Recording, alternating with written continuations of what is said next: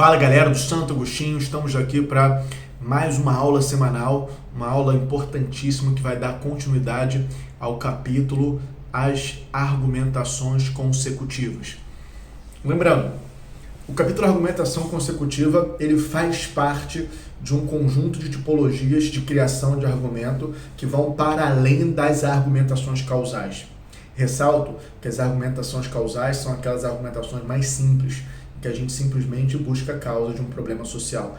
Isso, de fato, é o mais simples que existe dentro do processo de construção de uma argumentação.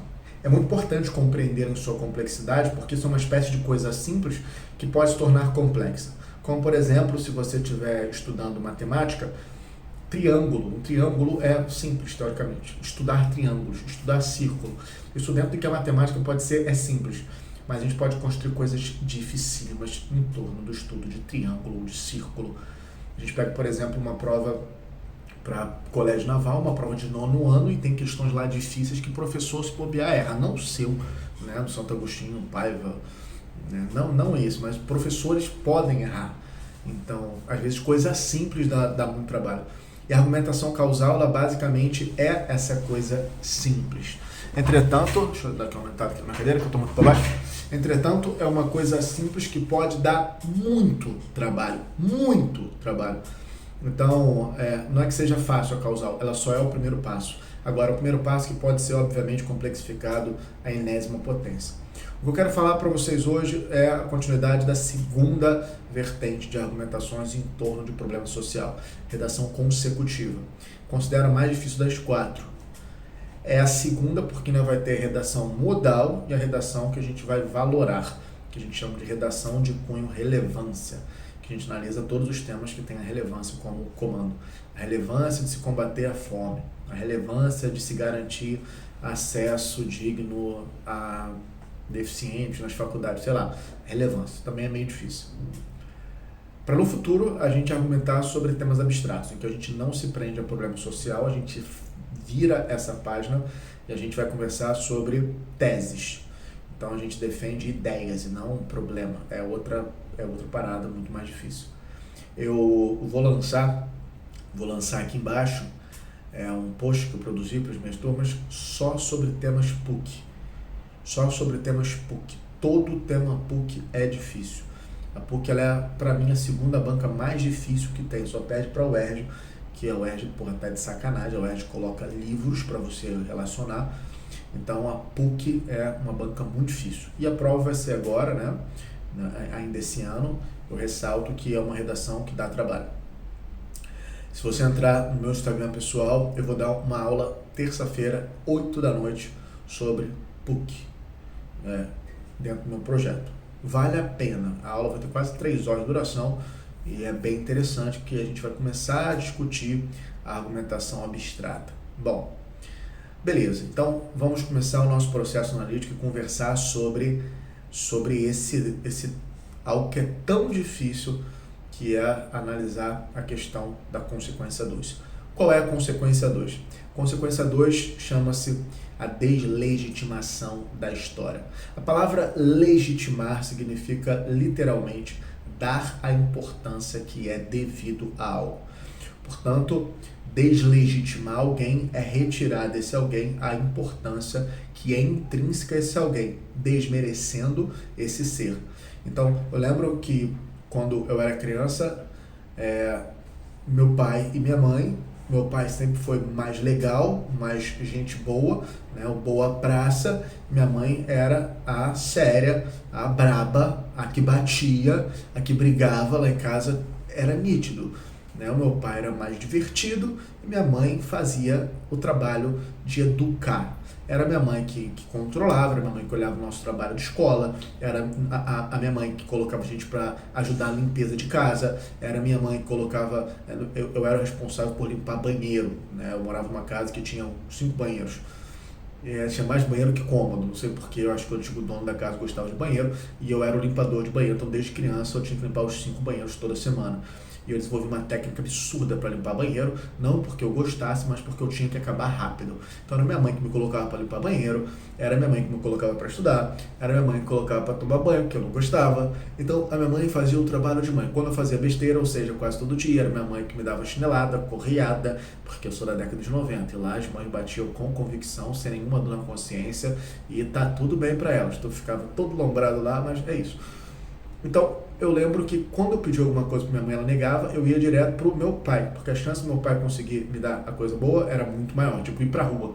Eu não tô falando de ganhar coisa cara, mas pai, eu quero ir pra rua. Eu falava não, eu ia no meu pai pra tentar desenrolar, porque meu pai tinha mais chance de dar tudo certo. Meu pai falava vai. Numa dessa eu fui atropelado e quase morri aos 12 anos. Enfim. Eu lembro deles conversarem exatamente sobre isso. Minha mãe olhar na cara do meu pai e falou assim: você não pode deixar o que eu proibi, você está me deslegitimando. Eu aprendi isso aos 7, 8 anos de idade. Deslegitimação. A arte de você, por meio de fala, gestos, ações, omissões, dizer para o outro que ele não é importante, que aquilo que ele está crendo, defendendo não tem validade. Então a gente está falando sobre deslegitimação do processo histórico, deslegitimação da história. A história, aquilo que o passado nos ensinou, aquilo que o passado deixou para a gente como ensinamento, aquilo que o passado deixou para a gente como herança, como legado, não pode ser rasgado. Não pode ser jogado no chão, e não pode ser esquecido, e não pode não ser aprendido, não pode não ser decodificado. Ou seja, o passado deixa ensinamentos. Esses ensinamentos não são em sala de aula. Às vezes esse ensinamento é um genocídio por conta de um fator. A gente precisa entender não só que houve genocídio, mas tentar compreender esse fator. Porque se bobear, isso se repete. Talvez não se repita igualzinho, mas se repete tal qual poesias que rimam, como Humberto Eco falou. A história não se repete, mas rima, mas se assemelha. O passado, ele pode não ser igual, mas a gente vê profunda similaridade entre fatos. Então a gente vê revanchismo em várias eras históricas. Pode não ser o mesmo fato, o revanchismo francês em relação à Alemanha, alemão em relação à França, ou qualquer outro revanchismo, mas o ato de uma determinada coisa ficar guardada, entalada na garganta e ao mínimo sobressalto, aquilo ecoa. Isso é um processo histórico que se repete secular, milenarmente. A história não se repete, mas a história rima. A história dá sons parecidos. Ela se assemelha. Os processos históricos eventualmente se assemelham, eventualmente vão acontecer. A gente tem que estar sempre olhando. Então a gente tem que começar a observar, por exemplo, que determinado comportamento social que já deu tal resultado começa a se formar no tempo presente. A gente começa a culpar muito um determinado povo. O ato de você culpar alguém por todos os seus problemas ao longo da história já aconteceu. Então, o que acontece historicamente quando um grupo determinado começa a olhar para outro grupo determinado e culpar esse outro grupo determinado por todos os seus próprios problemas? A história mostra que, normalmente, massacres, quer seja a Alemanha que culpou os judeus, mas eu poderia falar sobre os Tutsis e os Hutus na África. Eu posso também falar sobre vários fatores semelhantes, curdos e iraquianos. A história, ela não repete, claro, mas ela tem processos parecidos. Então, por que a história ela se institui, se constrói em torno de processos parecidos? Muito fácil compreender isso, por uma razão muito simples, porque o ser humano ele tem uma alma muito perene. A nossa alma ela tem uma essência muito perene. O ser humano, ele perenemente, ele é vaidoso, ele é odioso, irascível, ele é vingativo, ele é competitivo. O ser humano, em tudo que é a cultura, ele busca a glória, que é o reconhecimento coletivo, mais do que o dinheiro. E em função da busca pela glória, a gente tem imperialismo, a gente tem poderes teocêntricos se instituindo em várias culturas, e a gente tem também o âmago do capitalismo, que é uma grande luta pela glória pessoal. Bom, então, o nosso primeiro ponto-chave a discutir hoje é isso: a história, ela se repete. Portanto, a gente tem que aprender com o passado histórico para que a gente não deixe que os absurdos históricos se repitam. E acredite, os absurdos históricos, eles não se repetem de uma vez do nada. O nazismo, caso ele ressurja, ou um movimento semelhante, ele não surge de um dia para o outro, ele vai se desenvolvendo tal qual uma bola de neve. E quando a gente percebe, fica-se incontrolável, como o poema do Bertolt Brecht nos ensina. Aí, primeiro levaram os negros, eu fiquei calado porque eu não sou negro. Depois levaram os desempregados, eu fiquei calado porque eu tinha um emprego. Depois os pobres, eu fiquei calado porque eu não era pobre. E depois me levaram e todo mundo ficou calado porque eu também fiquei calado. Algo assim, poema é muito fácil encontrar. Então, meu amigo, a gente tem que olhar para o passado. Por exemplo, o Brasil, ele é um país que ele tem 400 anos de racismo. Então, por mais que a gente evolua nesse quesito, isso está dentro. A gente precisa admitir que a gente tem um passado, que esse passado ele é fortíssimo, totalmente estrutural, e isso moldou a nossa maneira de interpretar o mundo. Não é que você queira mal ao negro, você vai ter preconceito, não, mas a sua forma de refletir a vida foi contaminada por uma estrutura racista, que ela não sai fácil assim como a gente imagina. Então isso precisa ser complexificado. A história se repete, a história ela é cíclica, ela volta, porque o ser humano é muito parecido, porque as sociedades humanas são muito parecidas. Então, meu amigo, repara que quando a gente olha, por exemplo, para a eleição americana, é histórico a oscilação entre democratas e republicanos. Fica aquele ciclo. Maior democracia, maior controle, maior oscilação, mais conservador, e fica naquela. Quando a gente olha, por exemplo, para as escolas literárias, a gente vê o maior universo racional, o maior universo espiritual e subjetivo. Isso é, e desde sempre, os gregos com classicismo, aí vai para a Idade Média, Renascimento, Barroco, Arcadismo, Romantismo, Realismo, Simbolismo, Modernismo, e aí tem os autores que são mais racionais. Então a gente verifica que a história da sociedade é essa oscilação muito perene. Bom, por quê? Porque nem a ciência nem a espiritualidade dão conta de compreender a vida como um todo, e muito menos dão conta de fazer com que a pessoa fique resolvida psicologicamente. Outra coisa interessante para a gente analisar é que as sociedades, elas nem sempre evoluem, elas trabalham em ciclo, portanto a gente tem que estar atento ao ciclo que está se criando, para que não haja um ciclo de intolerância, um ciclo de violência, porque nem sempre a sociedade caminha para rumos de uma sociedade mais justa, mais ética e mais nada. Beleza. Um outro princípio fundamental para compreender essa consequência 2 é que N elementos que parecem estar superados, se eles adquiriram impacto estrutural, eu já vou te falar, eles não são facilmente superados. N elementos que parecem superados, muitas vezes é uma chaga na pele, uma chaga profunda, com raízes profundas, que foram tratadas com pomadas anestésicas e com quadriderme, sabe? A coisa está ali. Pode parecer que não está, mas está ali. Por exemplo, a antidemocracia parecia superada no Brasil. Ninguém falava sobre ditadura nos últimos 20 anos. Você falar que você era de direita há 10 anos atrás era uma vergonha.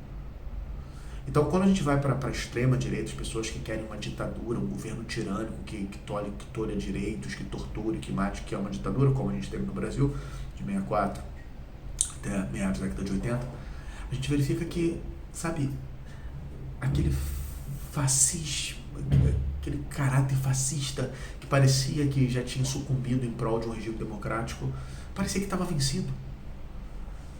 Eu nunca imaginei que a gente ia ter discussão sobre volta ou não volta à ditadura militar. Isso me parece inverossímil para alguém que foi cunhado, né, na década de 90, anos 2000. E eu sou filho da década de 90, né? Portanto, a década mais liberal, tudo podia naquela merda, aquela década.